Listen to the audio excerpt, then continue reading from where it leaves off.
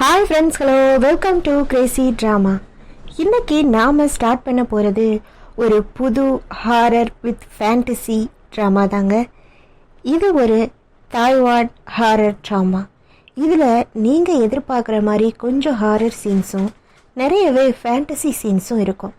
அதாவது பூமியில் அரக்கர்கள் மனுஷங்களை சாகடிக்கிறதுக்காக வர்றாங்க. அவங்கள்ட்ட இருந்து மனுஷங்களை காப்பாற்றுறதுக்காக கடவுளோட தூதன், அதாவது தேவதூதர்னு ஒருத்தரை எப்பவுமே கடவுளோட இளவரசன் நம்ம பூமியில் வச்சிருக்கிறதா சொல்கிறாங்க. அந்த இளவரசன் எப்படி மற்ற தீய சக்திகள்கிட்ட இருந்து மனுஷங்களை காப்பாற்றுறான் அப்படிங்கிறத பற்றி தான் இந்த ட்ராமா. வாங்க இப்போது நாம் இந்த ட்ராமாவோட ஃபஸ்ட்டு எபிசோடை பார்க்கலாம். இந்த எபிசோடோட ஸ்டார்டிங்லேயே நான் சொன்ன பார்த்தீங்களா, அதைத்தான் சொல்கிறாங்க. அதாவது அரக்கன் கொஞ்சம் வருஷங்களுக்கு முன்னாடி இந்த பூமியையும் இந்த பூமியை சுற்றி இருக்கிற மற்ற உலகங்களையும் கைப்பற்றணும்னு சொல்லிட்டு பூமிக்கு வர்றான். அந்த சமயத்தில் அவன்கிட்ட இருந்து மனுஷங்களை காப்பாற்றுறதுக்காக தேவ உலகத்தில் உள்ள இளவரசர் வந்து அவரை அழிச்சிட்டு பாதாள உலகத்தில் அவரை அடைச்சி வச்சிடுறாரு. அதுக்கப்புறமா இளவரசர் அவரோட ரூபத்திலேயே பூமியில் இருக்கணும் அப்படின்னு முடிவு பண்ணும்போது அது முடியாது, உங்களோட அசிஸ்டன்ட் மாதிரி ஒருத்தரை நீங்கள் பூமியில் வச்சு காப்பாற்றலாம் அப்படின்னு சொல்லும்போது அவருக்காக ஒரு சில பேரை இங்கே வந்து பூமியில் கொண்டு வந்து வைக்கிறாங்க. அவங்கள யாராவது ஒருத்தவங்கள தேர்ந்தெடுத்து அவங்க தான் அவங்களுக்கான வேலைகள் எல்லாமே பார்க்கணும், அந்த தீய சக்திகளை அழிக்கிற வேலைகள்லேருந்து எல்லாத்தையுமே. ஸோ அதனால் அப்படிப்பட்டவன் தான் நம்ம ஹீரோ. ஸோ இந்த எபிசோடோட ஸ்டார்டிங் இதுதாங்க. எபிசோடோட ஸ்டார்டிங்லேயே 2 பேர் சண்டை போட்டுக்கிறத காட்டுறாங்க.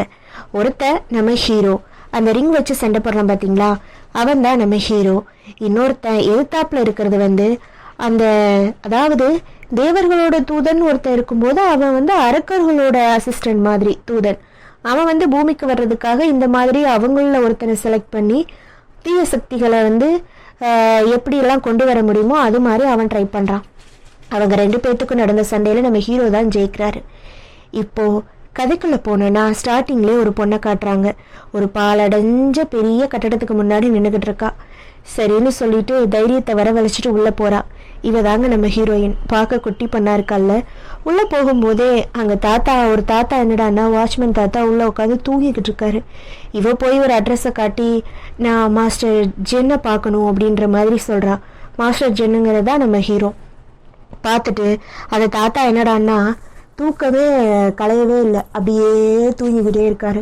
எவ்வளோ சரி போனால் போட்டோம் அப்படின்னு சொல்லிட்டு உள்ளே கிளம்பி போகும்போது அவர் தூக்கத்திலே புலம்புற மாதிரி அந்த தாத்தா சொல்கிறாரு, மனுஷனாக இருந்தால் நில்லு அப்படின்னு. அதில் இவளும் நின்றுட்டு என்னடா கூப்பிட்றாருன்னு திரும்பி பார்த்தா அவர் கண்ணை மூடிக்கிட்டே பேசிக்கிட்டு இருக்காரு. மனுஷனாக இருந்தால் நில்லு, பேயா இருந்தால் உள்ளே போ அப்படின்றாரு. இவளுக்கு ஒரே குழப்பமாயிருது, என்னடா இது பேயா இருந்தால் உள்ளே போ அப்படின்றாரு அப்படின்னு யோசிச்சுக்கிட்டே இவளும் உள்ளே போகிறா. போக பார்த்தா அந்த கட்டடம் ஃபுல்லாக அப்படியே எரிஞ்சு போன மாதிரி அந்த மாதிரி தான் தோணுது. இவ்வளோ ஒரு வழியாக தேடி போய் அவரோட வீட்டை கண்டுபிடிச்சி காலின் மேலே அழுத்தியாச்சு. நம்ம ஹீரோவும் வந்து யார் அப்படின்னு கேட்கும்போது நான் இந்த மாதிரி ஒருத்தர் சொல்லி தான் அவங்கள பார்க்க வந்தேன், எங்கள் வீட்டில் சில தீய சக்திகள் இருக்குது, எங்கள் குடும்பத்தை காப்பாற்றணும், எங்கள் அப்பாவை காப்பாற்றணும் அப்படின்னு சொன்ன உடனே இவளும் அதெல்லாம் ஒன்றும் இல்லை, இங்கே நீ நினைக்கிற மாதிரி யாரும் கிடையாது அப்படின்னு ஃபஸ்ட்டு ஹீரோ சொல்கிறான். இல்லை நான் ஒருத்தர் சொல்லி தான் வந்தேன்னு ஒருத்தர் பேரை சொன்னேன்னு இவனும் நின்று கேட்குறான். இவன் ஒரு ரெட் கலரில் ஒரு பொட்டனை மாதிரி எடுத்து கொடுக்குறான். அதை மோந்து பார்த்துட்டு இதில் ஒன்றுமே இல்லை, தீய சக்திகள்லாம் அதில் இல்லை, இது சும்மா பயமுறுத்துறதுக்காக வச்சது அப்படின்னு சொன்ன உடனே அவளும் இல்லை நான் பார்த்தேன் அப்படின்ற மாதிரி அவள் சொல்லிக்கிட்டே இருக்கா. அதெல்லாம் ஒன்றும் இல்லை, நீ சீக்கிரமாக அங்கேருந்து போ அப்படின்னு சொல்லிட்டு அவன் கதவை அடைச்சிட்றான்.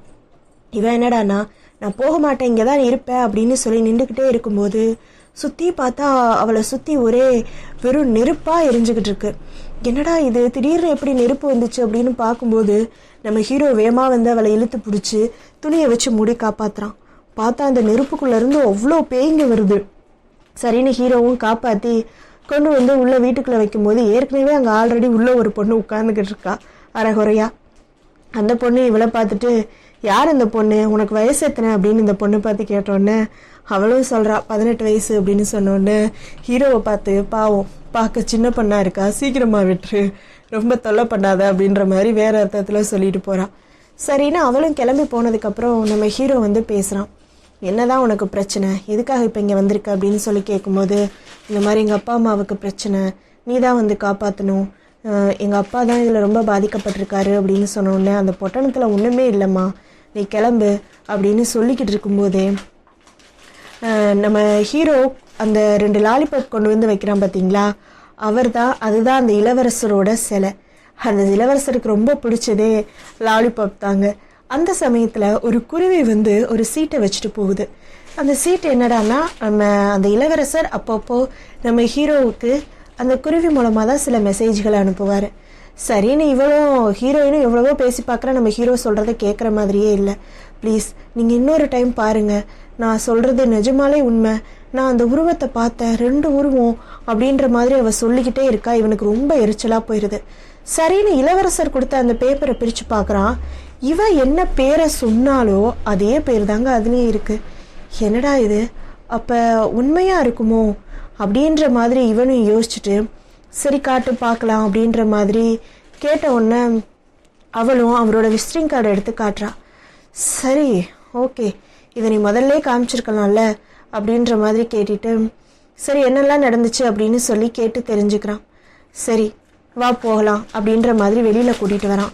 வெளியில் கூட்டிகிட்டு வர்றதுக்கு முன்னாடி நம்ம ஹீரோயினோட நெத்தியில் கண்ணு வச்சு, நீ இங்கேருந்து கடந்து போகணும்னா உனக்கு இதெல்லாம் தெரிஞ்சாகணும் அப்படின்னு சொல்லிட்டு அவளோட 3வது கண்ணை வந்து திறந்து விட்டுறான். அந்த 3வது கண்ணை திறந்துட்டாங்கன்னா சுற்றி இருக்கிற ஆவிங்க எல்லாமே தெரியும். ஸோ இவங்க எல்லாருமே என்னோட நெய்பர் அப்படின்ற மாதிரி அறிமுகப்படுத்தி வைக்கிறான். என்னது நெய்பரா அப்படின்னு சொல்லி பார்க்கும்போது, ஆமாம், கொஞ்சம் வருஷங்களுக்கு முன்னாடி இங்கே ஒரு ஃபயர் ஆக்சிடென்ட் நடந்துச்சு, அதில் இறந்து போனவங்க தான் இவங்க, அவங்களோட ஆத்மா எல்லாம் இங்கேயே தான் இருக்குது, வாழ்ந்துக்கிட்டு இருக்க மாதிரி அவங்க எல்லாம் இங்கேயே இருந்துட்டாங்க அப்படின்ற மாதிரி சொல்லிக்கிட்டே போகிறான். சரின்னு சொல்லிட்டு இந்த சைடு காட்டினா போலீஸ் ஸ்டேஷனை காட்டுறாங்க. போலீஸ் ஸ்டேஷனுக்கும் அங்கே பார்த்தா இன்னொரு வித்தியாசமான சிலை ஒன்று இருக்குது. அதாவது இந்த சீரீஸில் ஒவ்வொருத்தவங்க, அதாவது இந்த சீரீஸில் வந்து எப்படி சொல்கிறதுன்னா, நம்ம ஒவ்வொரு கடவுள் கும்பிட்றோம்ல, முருகன், பிள்ளையார், அந்த மாதிரி இவங்களுமே ஒவ்வொரு கடவுள், அவங்க மேலே நம்பிக்கை உள்ளவங்க, அவங்களுக்கு சீடனாக இருப்பாங்கள்ல, அந்த மாதிரி தான் இது. அப்போது இப்போ வந்து இங்கே இந்த போலீஸ் ஆஃபீஸர் வந்து நம்ம ஹீரோவோட ஃப்ரெண்டு. ஸோ இவனுக்கு வந்து இப்போ புதுசாக ஒரு கேஸ் வந்திருக்கு. அந்த கேஸை வந்து அவரோட சீஃப் வந்து கொடுத்துட்டு, இந்த கேஸை நீ தான் கொஞ்சம் ஹெல்ப் பண்ணணும், பார்க்க கொஞ்சம் அமானுஷ்யமாக இருக்க மாதிரி இருக்குது அப்படின்னு சொன்னோன்னே, சரி ஓகே நான் பார்த்துக்கிறேன் அப்படின்ற மாதிரி அவனும் வாங்கிட்டு கிளம்பிடுறான். நம்ம ஹீரோயினோட வீட்டுக்கு வந்து பார்க்குறான். இங்கே என்னெல்லாம் இருக்குது அப்படின்னு சொல்லி பார்த்துக்கிட்டு இருக்கும்போது நம்ம ஹீரோயின் சொல்கிறான், அங்கே தான் ஒரு பொண்ணை பார்த்தேன், ஒயிட் கலரில் துணியெல்லாம் போட்டு நின்றுட்டு இருந்தா அப்படின்னு சொல்கிறான். அப்புறம் திருப்பி இங்கே ஒன்று காட்டுறான், இங்கே தான் ஒரு பொண்ணை பார்த்தேன், இங்கே ரெட் கலரில் துணி போட்டு நின்றுட்டு இருந்தான்னு சொல்லிட்டு நம்ம ஹீரோவும் பார்த்துட்டு, ஒன்றும் அப்படிலாம் ஒன்றும் தெரியலையே, சரிவா பார்க்கலாம் அப்படின்னு கூட்டிகிட்டு போகும்போது தான் மேலே போய் நம்ம ஹீரோயினோட பார்த்தா, அவன் என்னடான ஏகப்பட்ட விக்கு வச்சுருக்கா, அப்புறம் நிறையா அந்த ஹாஸ்பிட்டலில் கொடுக்குற சீட்ஸ் அந்த மாதிரிலாம் வச்சுருக்கா. இவன் அதை எடுத்து பார்க்குறான். பார்த்துட்டு இருக்கும்போது நம்ம ஹீரோயின் வந்து அதெல்லாம் பார்க்காத அப்படின்ற மாதிரி சொல்லிட்டு வெளியில் வந்தோடனே, என்னாச்சு அப்படின்னு சொன்னோடனே, ஒன்றும் இல்லை, எனக்கு கேன்சர் அப்படின்னு சொல்லிட்டு அந்த மேலே உள்ள விக்கு எடுத்தோடனே பார்த்தா அவளுக்கு முடியே இல்லை. இவன் அழகாக இருக்கல்ல அப்படின்ற மாதிரி கேட்டுட்டு இருக்கா. இவனும் சரின்னு இவன் யோசிச்சு பார்க்குறான். முன்னாடி ஏதோ ஒரு பொண்ணு ஞாபகத்துக்கு வருது. சரின்னு இப்போவும் அவங்க அப்பாவோட ரூமுக்கு கூட்டிகிட்டு போய் அங்கே உள்ள தலைவாணி எடுத்து பார்த்தா திரும்பவும் அதே மாதிரி ஒரு பொட்டனில் இருக்குது. உள்ளே பிரித்து பார்த்தா முடி, கயிறு, அது இதுன்னு என்னென்னமோ இருக்குது. இவனை மோந்து பார்த்துட்டு இதில் ஒன்றுமே இல்லை, சும்மா பயமுறுத்ததுக்கு வச்ச மாதிரி தான் இருக்குது அப்படின்ற மாதிரி சொல்கிறான். சரின்னு சொல்லிட்டு, சரிவா பார்க்கலாம் வேறு ஏதாவது இருந்தா அப்படின்னு சொல்லிக்கிட்டு கீழே வரும்போது அவங்களோட அம்மா வந்துடுறாங்க. யார் இவர் அப்படின்னு கேட்டோன்னே, என் ஃப்ரெண்டு அப்படின்ற மாதிரி சொல்லிடுறான். அவங்க அம்மா வந்து ஃபாதர் மாதிரி ஒருத்தரை கூட்டிகிட்டு வராங்க. அந்த ஃபாதரை ஏற்கனவே நம்ம ஹீரோவுக்கு தெரியும் போல். ஓன் வேலை தானே இது, தேவையில்லாத வேலையெல்லாம் பார்த்துக்கிட்டு இருக்க அப்படின்னு சொன்னோடனே, நான் என்ன பண்ணேன் அப்படின்னு கேட்கும்போது, எதுக்காக அதெல்லாம் கொடுத்தேன் அப்படின்னு கேட்கும்போது, அவங்க என்னோட கிளைண்ட்டு, ஹெல்ப்காக வந்தாங்க, நான் பண்ணேன் அப்படின்னு சொன்னோடனே, உன்னை பற்றி தெரியாமல் இருக்காங்க, நீ யார் மூலமாக இதெல்லாம் பண்ணுறேன்னு எனக்கு தெரியும் அப்படின்ற மாதிரி அவன்கிட்ட சொல்லி மிரட்டிட்டு போகிறாங்க. சரின்னு ஹீரோவுமே கிளம்பி ஒரு இடத்துக்கு வந்துடுறான். வந்து உட்காந்து அங்கே ஒரு ஷாப்பில் உட்காந்து சாப்பிட்லான்னு சொல்லி உட்காந்துட்டு இருக்கும்போது நம்ம ஹீரோயின் விடவே மாட்டேன்றான். துரத்திட்டு வந்துடுறா. எதுக்காக கூட வந்தேன், நான் தான் சொல்லிட்டேன்ல அங்கே ஒன்றுமே இல்லை அப்படின்னு சொல்லும்போது, அதெல்லாம் முடியாது, நான் எங்கள் அம்மாட்ட சொல்லிட்டேன் உங்கள் கூட சேர்ந்து நான் படம் எடுக்க போகிறேன் அப்படின்னு சொன்னோன்னே, எனது படம் எடுக்க போறியா அப்படின்னு சொல்லி இவனும் ஷாக்கில் உட்காந்துருக்கான். அந்த சமயத்தில் தான் அங்கே வேலை பார்க்குற ஒரு அக்கா வராங்க. இந்த அக்காவுமே வந்து அந்த பில்டிங்கில் தான் இருந்தவங்க. அதுலேருந்து தப்பிச்சவங்க தான். அவங்க குடும்பம் எல்லாம் அந்த பில்டிங்கில் மாட்டி இறந்து போயிட்டாங்க. ஸோ நம்ம ஹீரோவை பற்றி எல்லாமே தெரியும். ஸோ அவங்க கூட நல்லா பேசிக்கிட்டு என்ன சாப்பிட்றது அப்படின்ற மாதிரி கேட்டுட்டு போகிறாங்க. சரின்னு அந்த நேரம் பார்த்து அந்த போலீஸ் ஃப்ரெண்ட் இருக்கான்ல, அவன் வந்து கேஸுக்கு ஹெல்ப் கேட்கறதுக்காக வந்து உட்காந்துருக்காரு. ஹீரோயினை பார்த்துட்டு யார் என்ன விசாரித்து இன்ட்ரடியூஸ் ஆகிக்கிறாங்க. இன்ட்ரடியூஸ் ஆகிட்டு அந்த சமயம் தான் ஆர்டர் பண்ண எல்லாம் வருது. எப்போ எல்லோரும் உட்காந்து சாப்பிட்டுட்ருக்காங்க. அவன் ஒரு கேஸை கொண்டு வந்துட்டு உட்காந்துக்கிட்டு இருக்கான். என்ன கேஸு அப்படின்னு கேட்கும்போது, அதாவது ஒரு இன்டர்நெட் கஃபேல பொண்ணுங்க துணி மாற்றும் போது, அப்புறம் அங்கே டாய்லெட் போகும்போது, பாத்ரூம் போகும்போது எல்லாருமே யாரோ எட்டி பார்க்குற மாதிரி இருக்கான். ஸோ இவன் என்ன கேட்குறான்னா, பேயா இருக்குமோ அப்படின்னு சொல்லி ஒரு பயம் இருக்குது அப்படின்னு சொன்னோன்னே, பேயா அப்படிலாம் இருக்காது அப்படின்னு சொன்னோன்னே, இல்லை அப்படின்னு நினைக்கிறேன், நீ கொஞ்சம் போய் செக் பண்ணி பார்க்குறியா அப்படின்ற மாதிரி சொல்கிறாங்க. சரின்னு சொல்லிட்டு சரி போகிறேன் அப்படின்னு சொன்னோன்னே, வேமா நம்ம ஹீரோயினும் நானும் வரேன் ப்ளீஸ் நானும் வரேன் அப்படின்னு சொன்னோன்னே, அதெல்லாம் முடியாது வேணாம் அப்படின்னு நம்ம போலீஸ் ஃப்ரெண்ட் சொல்கிறான்னா, உடனே ஹீரோவும் பரவாயில்ல வா அப்படின்ற மாதிரி கூட்டிகிட்டு போகிறான். அங்கே போய் இன்டர்நெட் கஃபேல உட்காந்து என்னடான்னா ஒரு மாதிரி படங்களாக பார்த்து எல்லா இதுலேயும் ஓப்பன் பண்ணி வச்சுக்கிட்டு இருக்கான். உடனே நம்ம ஹீரோயின் ஏன் இப்படிலாம் பண்ணுற அப்படின்னு சொல்லி முகத்தை திருப்பிக்கிறாளா. அப்புறம் நம்ம ஹீரோ சொல்கிறான், அப்படி கிடையாது, அந்த பேய்க்கு என்ன பிடிக்குமோ அதை நம்ம செஞ்சாதான் அது வெளியில் வரும், அதனால் நாம் இதை செஞ்சு தான் ஆகணும். நீ போய் எல்லாத்தையுமே ஓப்பன் பண்ணி இருக்கிற எல்லா கம்ப்யூட்டர்லேயும் இந்த மாதிரி நீ பண்ணி வை அப்படின்ற மாதிரி சொல்லிக்கிட்டு இருக்கான். சரி ஓகேன்னு சொல்லிட்டு அந்த சமயம் தான் நம்ம ஹீரோயின் கேட்குறா, எதனால் நீங்கள் இந்த வேலைக்கு வந்தீங்க, இந்த தூதன் இந்த மாதிரி எல்லாத்தையும் அழிக்கணும் அப்படின்ற மாதிரி சந்தேகத்தை கேட்கும்போது நம்ம ஹீரோ சொல்கிறான், கொஞ்சம் வருஷங்களுக்கு முன்னாடி அங்கே நெருப்பில் நான் ரொம்பவே டிப்ரெஷனில் இருந்தேன் ஒரு சில விஷயங்கள்னால. அந்த சமயத்தில் தான் எங்கள் பில்டிங் அந்த நெருப்பில் அழிஞ்சு போயிடுச்சு. அதில் எங்கள் அப்பா அம்மா எல்லாருமே மாட்டிக்கிட்டாங்க. அதுக்கு ஒரு வகையில் நானும் தான் காரணம். அப்போ சொர்க்கத்துக்கும் நரகத்துக்கும் இடையில நான் மாட்டிக்கிட்டு இருக்கும்போது தான் அந்த இளவரசனை சந்தித்தேன். அவன் எங்கள் அப்பா அம்மாவை பிடிச்சி வச்சுக்கிட்டு என்கிட்ட பேசினான். அதாவது எங்கள் அப்பா தான் முன்னாடி அவரோட தூதராக இருந்திருக்காரு. அப்போது என்னோட தூதரை நீ அழிச்சிட்ட, அதனால் என்கிட்ட இருந்து உங்கள் அப்பா அம்மாவோட ஆத்மாவை நீ காப்பாற்றணும் அப்படின்னா நீ எனக்கு வேலை பார்க்கணும், இல்லைனா உங்கள் அப்பா அம்மாவை ரொம்பவே சித்திரவதை பண்ணி சாவடிப்பேன் அப்படின்ற அளவுக்கு அவன் பேசுகிறான். சரின்னு போய் பார்த்தா பாவம் அவங்க அப்பா அம்மா அப்படியே நெருப்புக்கு நடுவில் உட்காந்து என்னத்தையும் பிச்சு பிச்சு சாப்பிட்டுக்கிட்டு இருக்க மாதிரி காட்டுறாங்க. இவனும் பார்த்துட்டு ரொம்ப கஷ்டப்படுறான், கத்திட்டு வேறு வழி இல்லை அப்படின்னு சொல்லிட்டு இவனும் ஒத்துக்கிறான். அதனால தான் இவனுமே ஒத்துக்கிட்டு இருப்பான். நீ எனக்கான வேலைகளை பார்க்கணுன்னு சொல்லிட்டு ஒரு காயின் மாதிரி கொடுப்பான்.